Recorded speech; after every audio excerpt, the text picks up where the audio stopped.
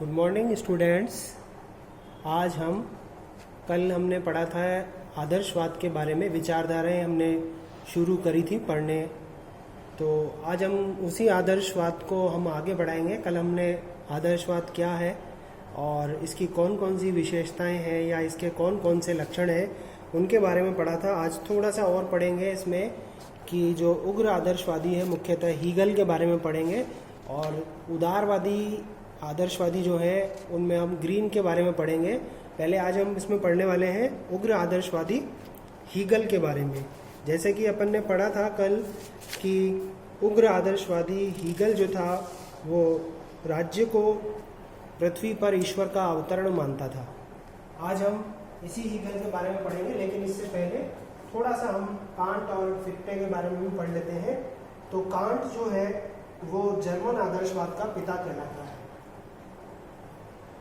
German आदर्शवाद का पिता कहा जाता है किसको? कांट को। जर्मन आदर्शवाद का पिता कौन है? कांट। ये छोटे प्रश्नों में पूछ लेते हैं, RAS या IAS वगैरह की जब परीक्षा देंगे तब उसमें भी आपको ये प्रश्न काम आ सकता है कि जर्मन आदर्शवाद का पिता कौन है? कांट। और कांट ने ही रूसों की सामान्य इच्छा व स्वतंत्रता संबंधी विचारों के आधार पर आदर्शवादी विचारधारा के प्रतिपादन का कार्य किया था। और कांट जो है वही कहता है कि नैतिकता से पृथक राजनीति मूल्यहीन है। नैतिकता से पृथक राजनीति मूल्यहीन है। ये भी किसने माना? कांट ने ही माना। नैतिकता से पृथक राजनीति मूल्यहीन है, यानी नैतिकता का राजनीति के साथ में संबंध होना आवश्यक बताता है, और कहता है कि नैतिकता को अगर राजनीति से अलग कर दिया जाए तो वो मूल्यहीन है। तो अपन किसके बारे में पढ़ रहे थे? कांट के बारे में। कांट जो है वो जर्मन आदर्शवाद का पिता कहलाता है। इसी ने रूसों की सामान्य इच्छा और स्वतंत्रता संबंधी धारणा के आधार पर आदर्श विचारधारा का प्रतिपादन किया था। और इन्होंने मुख्य जो बात कही वो बात क्या थी कि नैतिकता से पृथक राजनीति जो है वो शून्य है या मूल्यहीन है। तो कांट को जर्मन आदर्शवाद का पिता कहा जाता है। अगर अपन बात करें कांट की, इसके बाद में फिक्टे की बात करें अगर हम, तो फिक्टे जो है वो भी इसी प्रकार की विचारधारा के साथ में जुड़ा हुआ है। फिक्टे जो है, कल हमने फिक्टे के बारे में पढ़ा था कि फिक्टे कहता है कि राज्य बिल्कुल मतलब मानवों के समुदायों से मिलकर बना हुआ एक केवल राज्य नहीं है बल्कि उससे भी बढ़कर है। वो उदाहरण देता है कि जैसे कि एक तैल चित्र जो है वो तैल कणों का एक समूह मात्र नहीं है बल्कि उससे भी अधिक है। और शरीर के लिए उसने क्या कहा था कि शरीर धमनियों और शिराओं से मिलकर बना हुआ एक समूह नहीं है बल्कि उससे कुछ अधिक है। तो वो सावयव सिद्धांत के बारे में प्रतिपादन करता है और राज्य को संपूर्ण सावयव के रूप में देखता है और मनुष्य को उस सावयव का एक अंग मानता है। तो जो मुख्य बात है वो मैं बता रहा हूँ आपको फिक्टे के बारे में, फिक्टे और कांट। अब अपन हीगल की बात करेंगे। सामान्यतः हीगल के ऊपर ही जो प्रश्न जो है वो पूछे जाते हैं। हीगल ने जैसे कहा कि राज्य पृथ्वी पर ईश्वर का अवतरण है।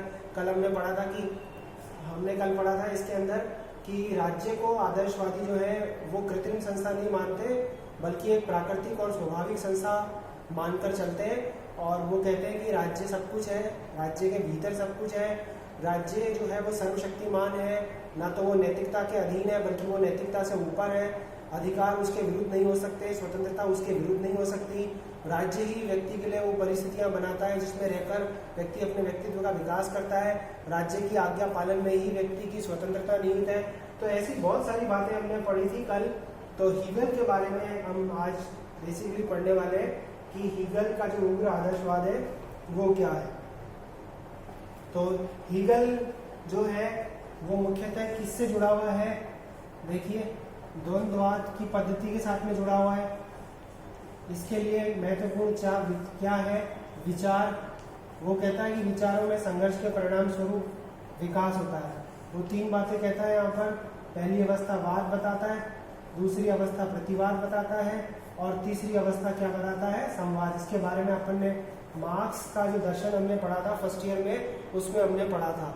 तो मार्क्स जो है वो द्वंद्ववाद का विचार हीगल से लेता है और भौतिकवाद का विचार फायरबाख से लेता है। लेकिन हीगल के लिए विचार महत्वपूर्ण है और उसी से सृष्टि का विकास होता है, लेकिन मार्क्स पदार्थ को अपनी अहमियत देता है।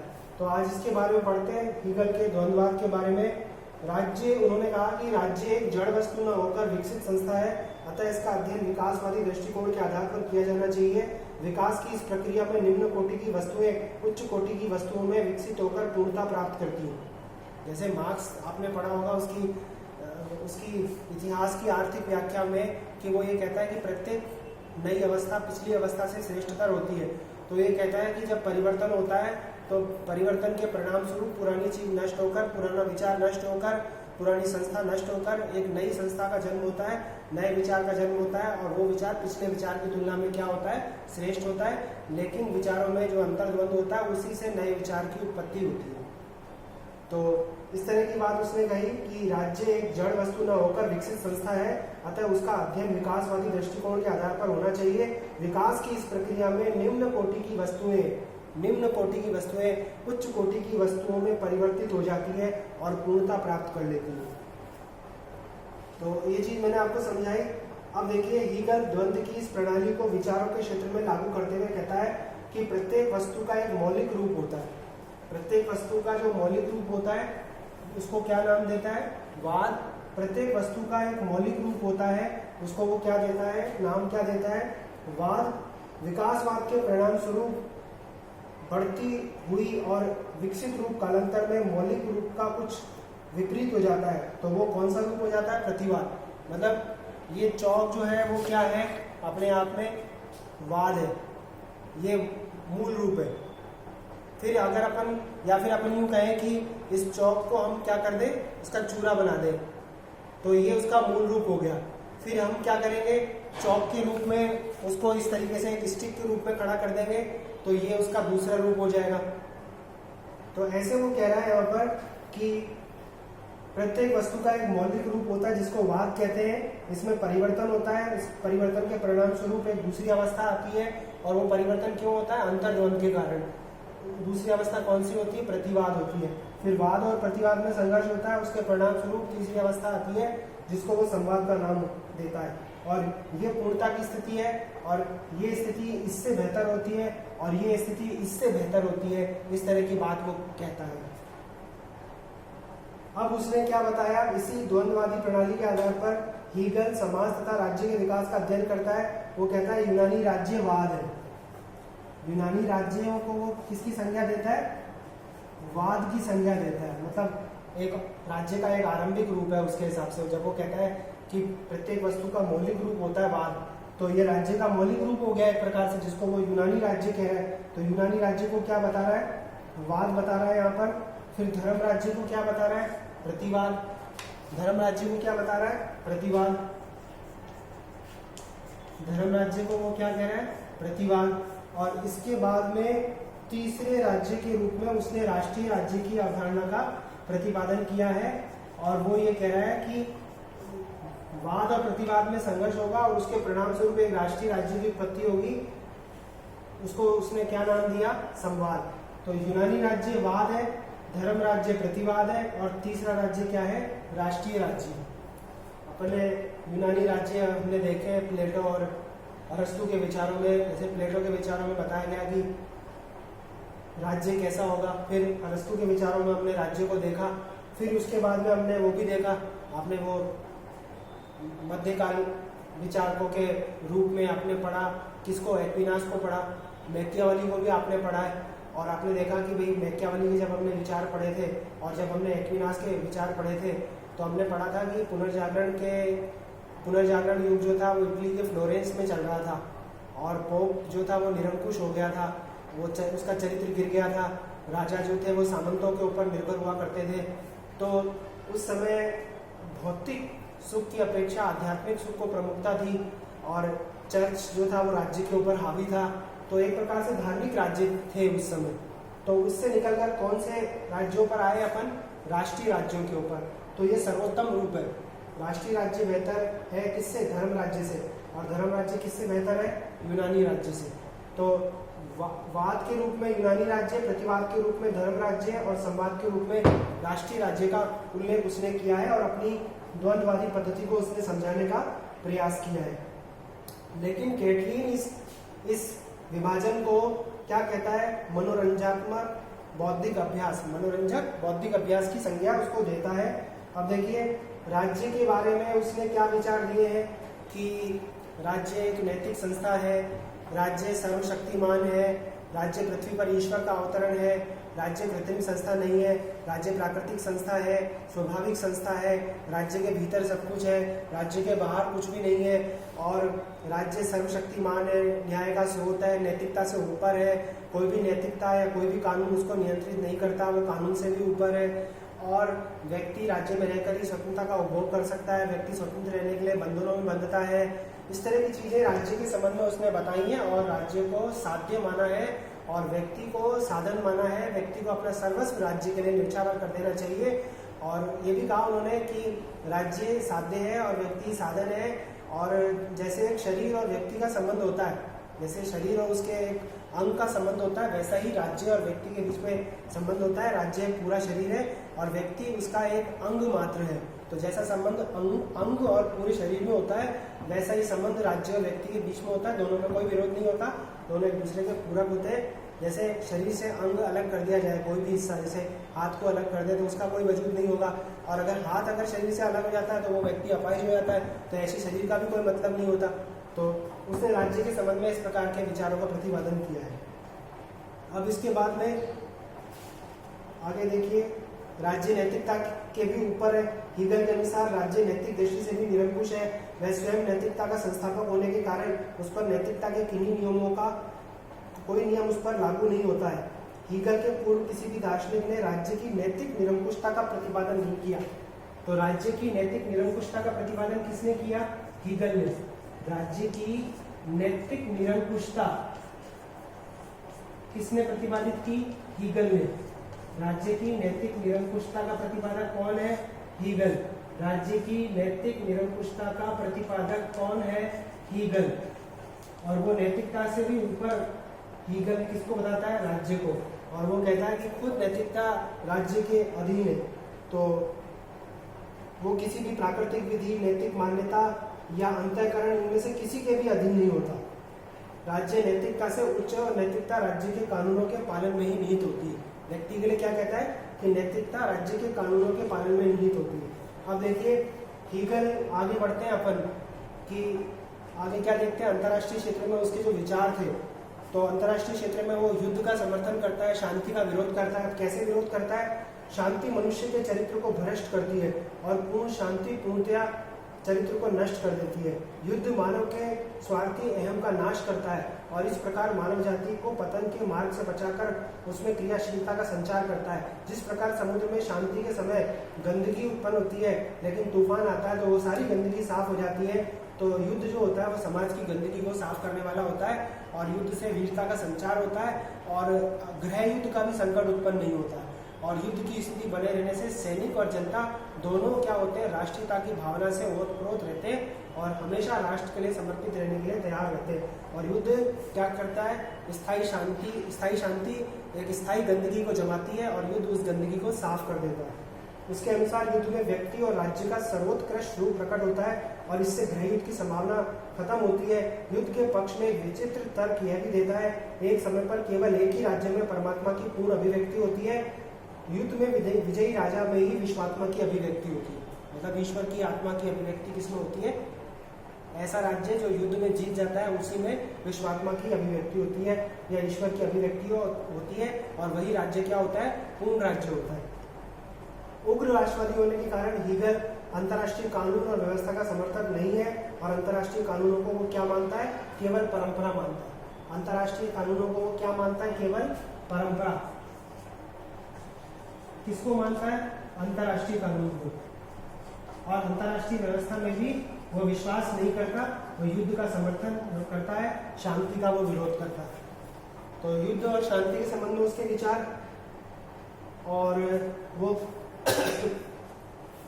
कौन सी शासन व्यवस्था का समर्थन करता है इसके बारे में हम देख लेते हैं। शासन व्यवस्था के क्षेत्र में हीगल लोकतंत्र का विरोधी है।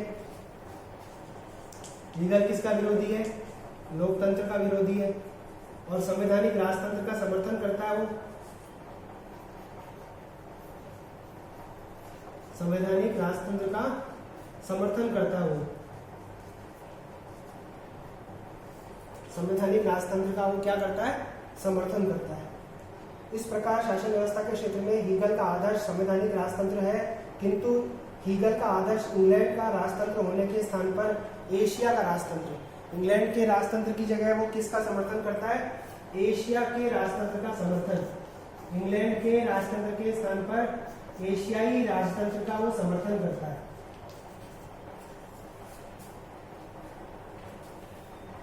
इसके अलावा हीगल के अनुसार परंपरागत सरकार के 3 अंग व्यवस्थापिका, कार्यपालिका और न्यायपालिका के स्थान पर वो व्यवस्थापिका, कार्यपालिका और राजपद बताता है। मतलब न्यायपालिका की जगह सरकार का अंग वो और क्या बताता है, राजपद को। कार्यपालिका, व्यवस्थापिका और न्यायपालिका के स्थान पर वो व्यवस्थापिका, कार्यपालिका और राजपद सरकार के 3 अंग बताता है, और न्यायपालिका को कार्यपालिका का अंग बताता है, और राजा के पद को वह राज्य की सर्वोच्च संस्था और व्यवस्थापिका और कार्यपालिका में समन्वय स्थापित करने वाली इकाई के रूप में देखता है। राजा का पद सर्वोच्च संस्था है और कार्यपालिका और व्यवस्थापिका में समन्वय कौन स्थापित करता है, राजा ही स्थापित करता है, और न्यायपालिका किसका अंग होती है, कार्यपालिका का अंग होती है। तो ये उसके शासन के संबंध में विचार है। वो एशियाई राजतंत्र का समर्थन करता है, इंग्लैंड के आदर्शवादी राजतंत्र का वो समर्थन नहीं करता, और वो लोकतंत्र का विरोधी है, उसके स्थान पर संवैधानिक राजतंत्र का समर्थन करता है। सरकार के 3 अंगों में वो न्यायपालिका को नहीं बताता, इसके स्थान पर वो व्यवस्थापिका, कार्यपालिका और राजपद को बताता है। न्यायपालिका को कार्यपालिका में निहित बताता है, राजपद को सर्वोच्च संस्था बताता है, और वो कहता है कि राजपद ही व्यवस्थापिका और कार्यपालिका में समन्वय स्थापित करने का काम करता है। तो इस तरह से कुछ विचार आपकी आंखों में या आपके ध्यान में होने चाहिए, जैसे पहले राज्य के संबंध में विचार, फिर स्वतंत्रता के ऊपर विचार, नैतिकता के ऊपर विचार, युद्ध और शांति के ऊपर उनके विचार, शासन व्यवस्था के ऊपर उनके विचार। तो कुल मिलाकर आपके दिमाग में ये होना चाहिए, जैसे आपसे पूछ भी ले कि हीगल के विचारों का वर्णन कीजिए।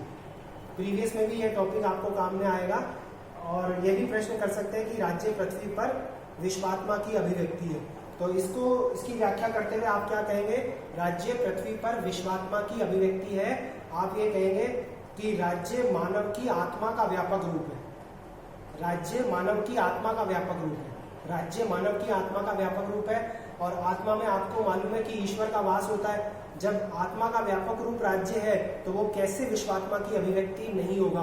प्रत्येक व्यक्ति, आपने खुद ने देखा होगा, जब हम कोई गलत काम करते हैं तो हमारी आत्मा हमको धिक्कारती है, लेकिन जब हम कोई अच्छा काम करते हैं तो हमारी आत्मा हमें सुख देती है, हमें अंदर ही अंदर प्रसन्नता महसूस होती है। तो ऐसी आत्मा का व्यापक रूप क्या है, ईश्वर राज्य है, तो वो कैसे विश्वात्मा की अभिव्यक्ति नहीं होगी। और ईश्वर से बढ़कर कुछ भी नहीं है, ना राज्य है बढ़कर, ना व्यक्ति है, ना और कोई है।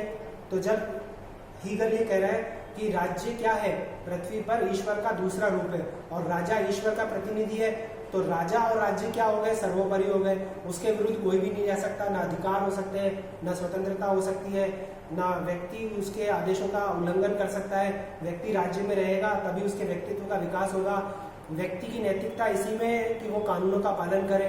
तो इसीलिए वो संवैधानिक राजतंत्र का वो समर्थन करता है, और हर चीज को राज्य के इर्द गिर्द ही घूमता हुआ दिखाई देता है। व्यक्ति राज्य के आदेशों का पालन इसलिए करता है क्योंकि वो उसी में अपनी स्वतंत्रता को महसूस करता है। तो जब इस प्रकार का प्रश्न आएगा तो आप इस प्रकार की व्याख्या देंगे कि आप ये कहेंगे कि हीगल राज्य को नैतिक संस्था मानता है, कृत्रिम संस्था नहीं मानता, उसको स्वाभाविक और प्राकृतिक संस्था मानता है।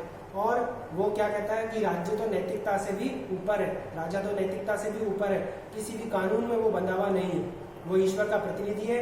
जैसे ईश्वर सर्वहितकारी होता है, वैसे ही राजा और राज्य भी सर्वहितकारी होता है। इसीलिए इस तरीके से आप इस प्रश्न का उत्तर आप देंगे। तो आज हमने क्या पढ़ा, उग्र आदर्शवादी हीगल के बारे में विस्तार से पढ़ा।